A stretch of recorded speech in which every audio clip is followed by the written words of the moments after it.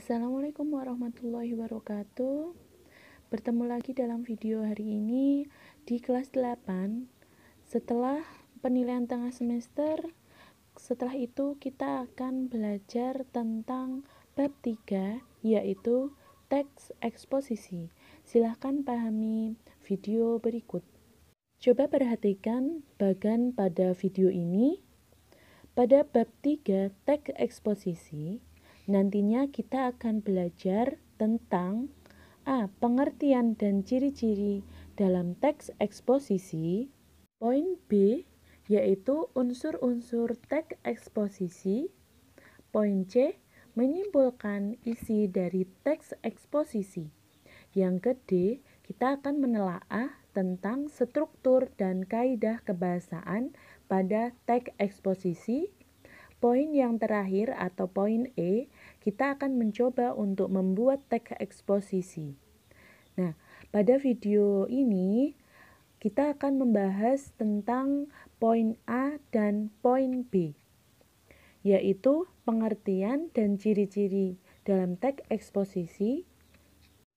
Dan poin B, unsur-unsur teks eksposisi atau jenis-jenis teks eksposisi. Silahkan diperhatikan dengan baik karena nanti akan ada latihan pada akhir video ini. Pembahasan yang pertama yaitu tentang pengertian teks eksposisi. Silahkan dipahami.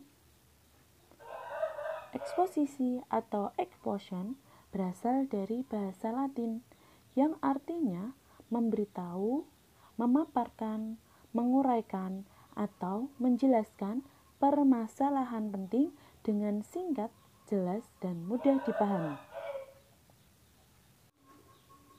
Eksposisi merupakan paparan yang berusaha memberitahu atau menerangkan tentang sesuatu.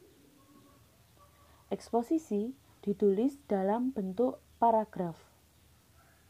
Menurut Kamus Besar Bahasa Indonesia, eksposisi adalah uraian atau paparan yang bertujuan menjelaskan maksud dan tujuan dalam suatu karangan. Gori Keraf, salah satu ahli dalam bahasa, menjelaskan eksposisi adalah sebagai salah satu bentuk tulisan atau keterampilan berbahasa secara efektif yang berusaha untuk menerangkan dan menguraikan suatu pokok pikiran yang dapat memperluas pandangan atau pengetahuan seseorang yang membaca uraian tersebut. Jadi, dalam teks eksposisi nanti berisi informasi yang menjelaskan suatu inti permasalahan secara jelas, secara singkat, sehingga mudah dipahami. Pada teks eksposisi ini, informasinya berdasarkan gagasan dan fakta. Jadi, tidak menurut pandangan seseorang. Sudah melalui pengamatan serta wawancara dengan narasumber yang berkaitan. Selanjutnya, pada ciri-ciri teks eksposisi, ada 6 ciri-ciri dalam teks eksposisi. Yang pertama, bersifat informatif. Informatif adalah berisi informasi atau menjelaskan informasi secara jelas dan singkat, sehingga pembaca atau pendengar memahami isi dari isi teks tersebut. Yang kedua, bersifat objektif. Objektif adalah informasinya secara objektif, bukan berdasarkan subjektif maupun emosional atau menuntut. Jadi, dalam isi teks eksposisi, maksudnya emosional atau menuntut. Jadi, dalam teks eksposisi ini tidak ada unsur persuasif. Oke, yang ketiga yaitu bahasa baku dan lugas. Baku sama halnya dengan bahasa resmi, sedangkan lugas adalah masuk akal dan bersifat umum atau banyak dikenal oleh orang banyak. Nah, pada teks eksposisi ini bahasa yang digunakan adalah bahasa resmi, tidak mengandung unsur gaul atau unsur lebay atau berlebihan. Nah, sedangkan lugas masuk akal, dapat kita percaya, dapat kita pahami. Yang keempat, disertai gambar, angka, grafik, statistik, atau bahkan ilustrasi. Silahkan pilih salah satu yang menurutmu lebih jelas. Bertujuan untuk menjelaskan lebih jelas dari informasi yang disampaikan sehingga pembaca dapat memahaminya. Yang kelima, memuat fakta. Fakta ini dipakai sebagai penyumbang utama dalam membuat rumusan agar informasi yang disampaikan lebih konkret atau lebih nyata atau benar-benar terjadi. Yang keenam, bagian penutupnya atau bagian kesimpulannya nanti ditandai dengan penegasan ulang, bukan kalimat persuasif atau kalimat ajakan. Biasanya terdapat kata jadi seperti itu. Selanjutnya, jenis-jenis dalam teks eksposisi. Berdasarkan cara atau metode penguraiannya, jenis teks eksposisi dibagi menjadi 8. Yang pertama, eksposisi definisi, eksposisi proses, eksposisi klasifikasi, eksposisi ilustrasi, eksposisi perbandingan, eksposisi laporan, eksposisi identifikasi, dan eksposisi analisis. Eksposisi definisi adalah suatu proses yang berusaha meletakkan batas-batas penggunaan sebuah kata. Definisi mencakup pembatasan pengertian suatu barang atau hal yang didefinisikan atau diartikan. Jadi, pada eksposisi definisi ini akan menjelaskan sesuatu hal. Perhatikan contoh tersebut. Pengertian dari majas. Majas adalah gaya bahasa yang sering dipakai dalam tulisan atau perkataan dalam bentuk lisan yang memberikan efek hidup terhadap hal yang disampaikan tersebut. Penggunaan majas sering kita temui dalam buku cerita, karangan, dan tulisan-tulisan. Nah, pada penjelasan itu di sini mendefinisikan tentang betul, yaitu mendefinisikan tentang majas. Nah, bisa juga ditandai dengan kata adalah, merupakan, yaitu.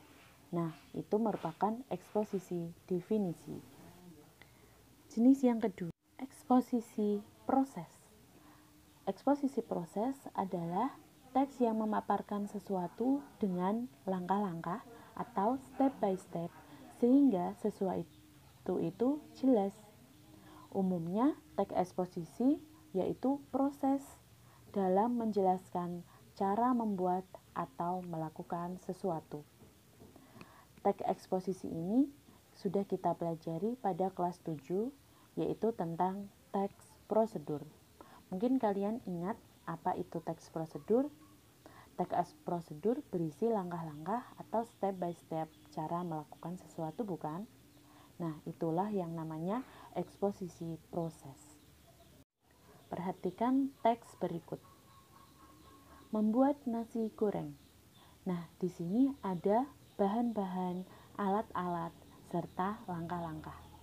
Jadi, ini merupakan teks eksposisi proses tentang membuat nasi goreng. Nah, coba diperhatikan. Oke. Eksposisi selanjutnya, eksposisi klasifikasi, yaitu teks yang menampilkan pengelompokan sesuai dengan pengalaman manusia. Bisa barang, hal, atau gagasan yang dikenal melalui pengalaman sehingga dapat tersusun secara sistematis. Di sini jelaskan pengelompokan bagaimana menjadi manajer yang memiliki kualitas.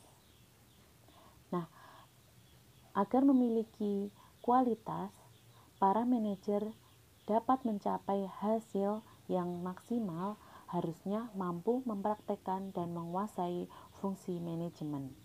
Menurut Henry Fayol, terdapat 4 fungsi utama manajemen, yaitu planning, organizing, directing, dan controlling. Nah, ini merupakan pengelompokan bagaimana menjadi manajer yang berkualitas. Selanjutnya, eksposisi perbandingan. Tipe analisis dengan menggunakan teknis pengembangan paragraf dari paragraf itu sendiri.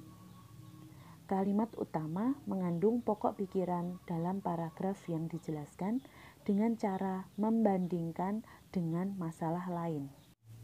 Aspek yang dipakai dalam membandingkan harus bersifat konkret, nyata, dan bersifat umum atau banyak dikenal oleh orang banyak. Contohnya, orang yang gemar bersepeda pada umumnya ialah orang-orang yang mencintai lingkungan dan alam sekitar. Sebaliknya, orang yang tak pernah bersepeda kebanyakan orang kota yang kemana-mana terbiasa naik mobil nyaman. Mereka akan mengeluh apabila bertemu jalan yang sempit di lorong-lorong khususnya di desa. Nah, ini membandingkan tentang orang yang gemar bersepeda dan orang yang tak gemar bersepeda. Pada eksposisi jenis ini, biasanya terdapat kata sebaliknya, sedangkan. Nah, seperti itu. Ada konjungsi pertentangan. Selanjutnya, ada eksposisi laporan. Eksposisi laporan digunakan dalam menceritakan suatu peristiwa atau kejadian secara komprehensif atau secara menyeluruh dan mendetail atau terperinci. Seperti contoh, penerbangan Boeing 605 milik British Airlines hilang dalam penerbangan dari Indonesia, Singapura menuju Kyoto, Jepang pada Rabu 9 bulan 11 tahun 2016 pagi. Di antaranya 160 penumpang termasuk 3 bayi dan 12 kru pesawat tersebut. Nah, pada teks eksposisi ini menjelaskan tentang hilangnya pesawat. Pada teks eksposisi laporan ini tidak harus atau tidak hanya bersifat teks berita ya. Yang penting teks eksposisi adalah melaporkan suatu informasi yang nyata.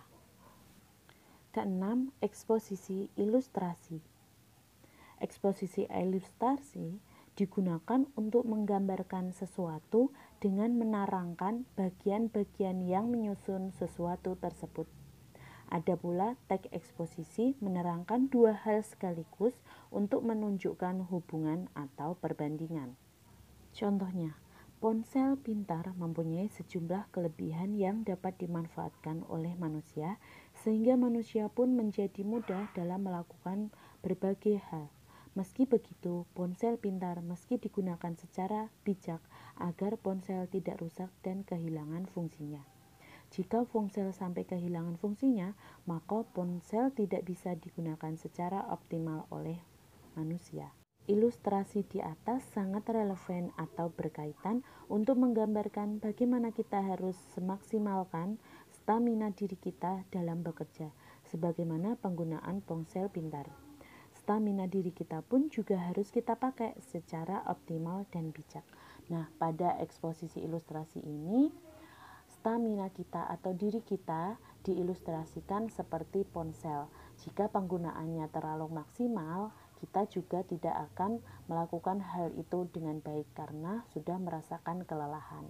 Jadi kita harus bijaksana dalam melakukan kehidupan. Pada eksposisi tertuliskan ilustrasi di atas sangat relevan untuk menggambarkan, atau untuk mengilustrasikan. Selanjutnya, eksposisi identifikasi. Sebuah metode yang berusaha menyebutkan ciri-ciri atau unsur-unsur pengenal suatu objek yang dijelaskan. Dengan menyebutkan ciri suatu objek, diharapkan pembaca dan pendengar mengenal objek tersebut. Dari judulnya pun terlihat ciri-ciri air minum yang tercemar dan bahayanya bagi tubuh. Nah, pada teks eksposisi ini menjelaskan tentang ciri-ciri air minum yang tercemar. Ciri-cirinya, airnya keruh, air memiliki rasa aneh dan berbau, air minum tercemar akan meninggalkan noda air keran atau air minum yang terkontaminasi atau tercampur zat-zat yang berbahaya. Selanjutnya, eksposisi analisis. Teks eksposisi yang menjelaskan suatu subjek ke dalam komponen-komponen dari berbagai hal. Eksposisi sendiri dibagi menjadi dua, yaitu eksposisi analisis kasual dan eksposisi analisis proses. Analisis kasual menjelaskan informasi yang berhubungan dengan sebab dan akibat. Sedangkan analisis proses berusaha menjawab suatu pertanyaan yang berisi informasi dapat terjadi dan cara informasi itu dapat berkembang atau dapat bekerja. Contohnya, dampak bahaya mie instan. Mie instan adalah makanan kedua yang mengandung karbohidrat sederhana. Karbohidrat sederhana itu jenis karbohidrat yang hanya bisa memberikan efek penuh sementara pada perut. Efek sementara rasa kenyang akan membuat perut lebih lapar, jadi kita akan terstimulusasi untuk makan banyak. Jika Anda mengkonsumsi terlalu banyak makanan, tubuh Anda akan menjadi gemuk dan bahkan bisa terserang berbagai penyakit berbahaya. Coba perhatikan teks tersebut. Ini termasuk jenis analisis yang kausal sebab akibat atau analisis proses ya. Ya, betul, analisis sebab dan akibat. Sebabnya, jika kita terlalu banyak makan mie instan, akibatnya akan terserang berbagai penyakit berbahaya. Karena itu, makan mie instan dan nasi putih bersama-sama harus dikurangi ya sekarang. Karena itu tidak menyehatkan dan bahkan kita rentan terhadap berbagai penyakit.